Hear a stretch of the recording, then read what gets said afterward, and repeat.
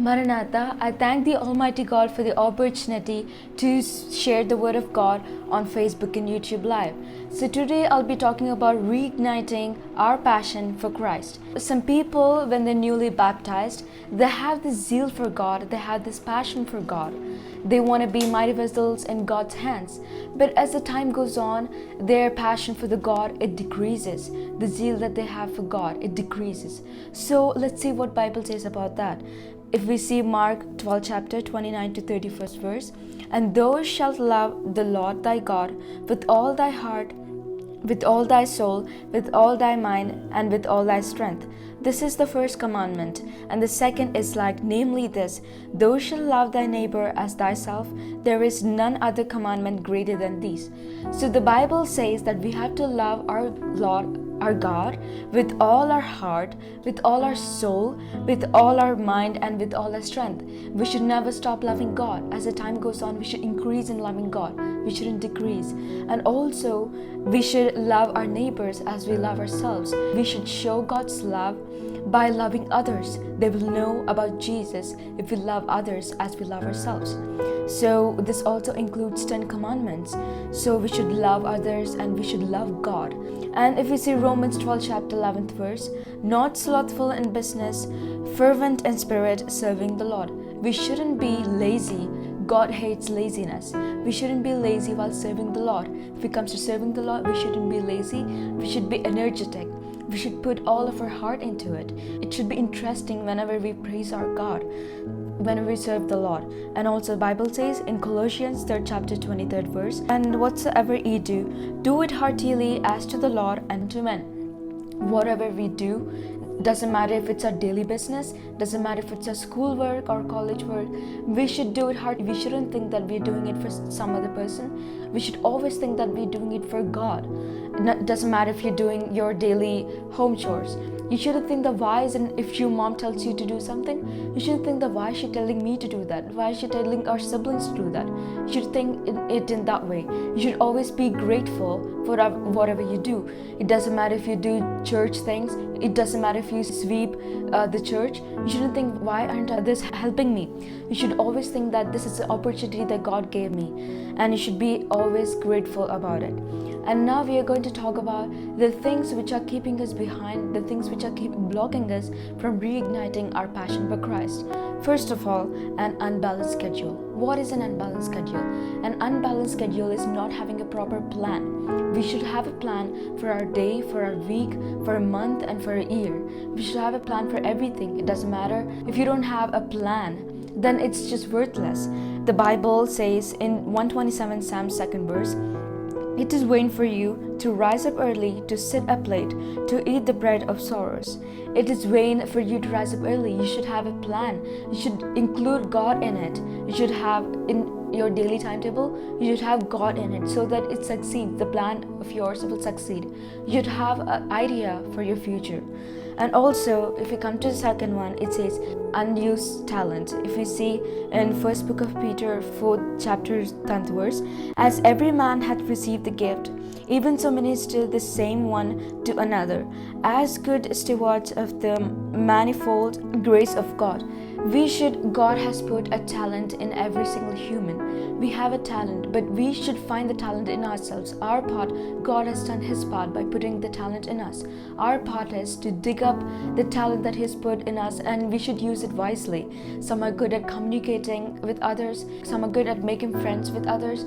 So you can tell God while communicating with others, and you can share about Jesus Christ. You can share God's word while communicating with others. Some are good at praising God, and some are good at loving. Not everyone is good at loving and caring.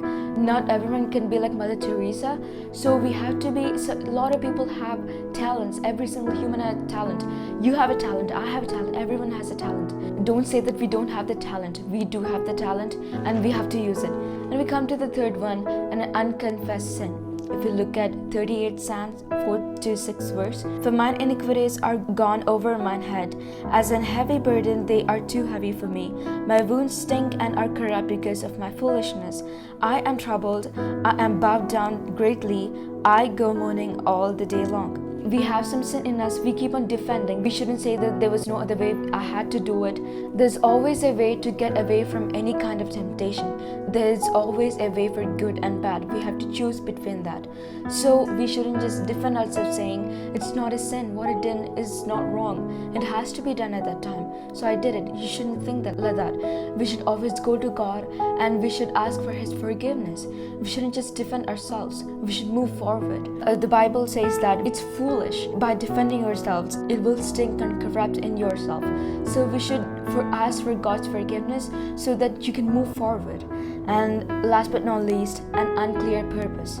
If we see Isaiah 49 chapter 4th verse, then I said, I have labored in vain. I have spent my strength for naught and in vain, yet surely my judgment is with the Lord and my work with my God. Whatever we do, this also includes a daily basis. It doesn't matter if it's our daily business again, our daily college work, school work.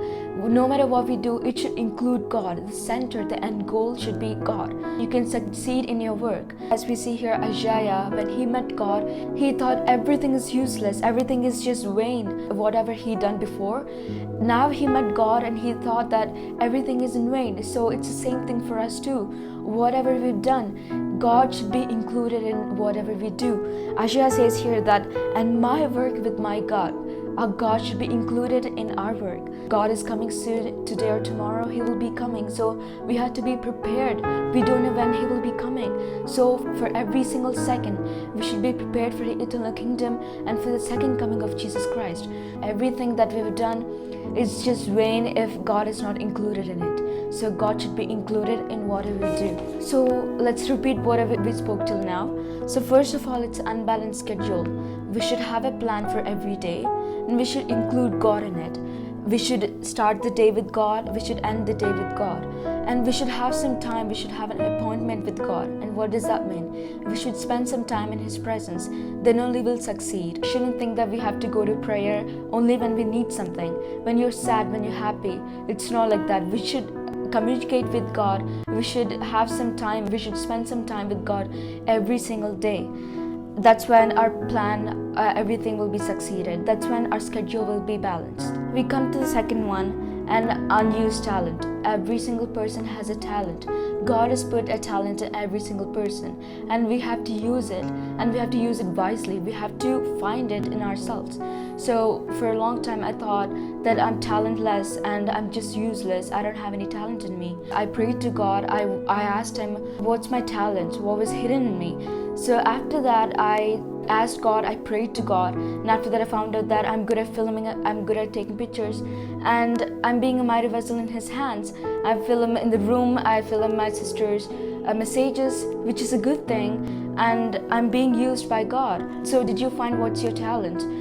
Did you pray to God? Did you ask Him what's your talent? So you have to ask Him. Every single person has a talent in him. Some are good at drawing, some are good at painting, some are good at communication, some are good at loving others, some are good at caring. So we have to find the talent which is in us and use it for serving others, and it should bring praises to God and it should bring glory to God. And if we see the third one, an unconfessed sin. So if we get mad at others, if we get mad at someone, like if we get out of control by getting mad at someone, and then we defend ourselves saying that I had to get mad, like there's nothing that I could do. Someone was annoying me, that's why I got mad.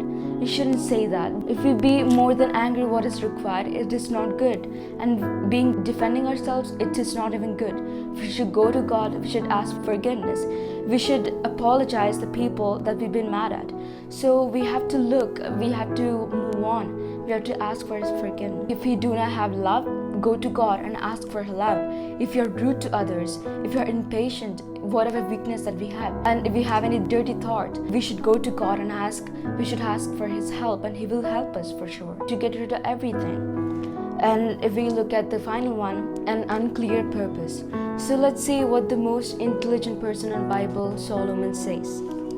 In Ecclesiastes 1st chapter, 1st and 2nd verse, the words of the teacher, son of David, king in Jerusalem.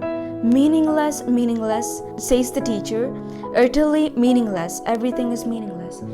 Here, Solomon says that everything under the sun is meaningless. everything is just meaningless. We do our daily business, we are busy making money, we are busy with everything, but is God in it? We have to look for God. Our end goal should be God. So here Solomon says that everything is meaningless and everything is utterly meaningless. Let's see what Solomon says in the end. In Ecclesiastes 12 chapter 13 and 14 verses, now all has been heard. Here is the conclusion of the matter. Fear God and keep his commandments, for this is the duty of all mankind.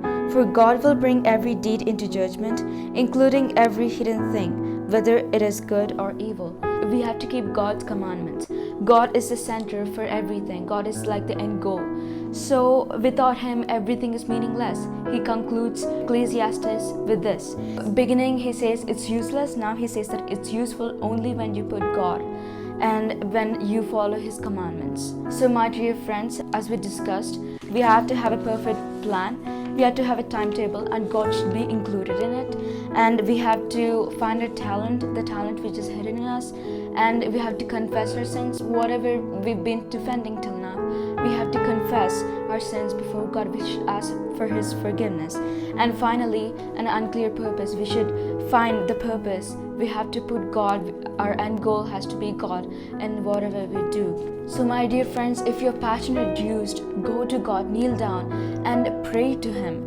Ask for his help. If you think that your passion is reduced, if it's not like how it's been before, just don't say that it's reduced and I can't do anything. You can do something. The thing is, you have to go to God and ask for his forgiveness and for his help. Then only he'll help you. And ask for his Holy Spirit, and he will help you, he will guide you through. So let's look to God in the prayer.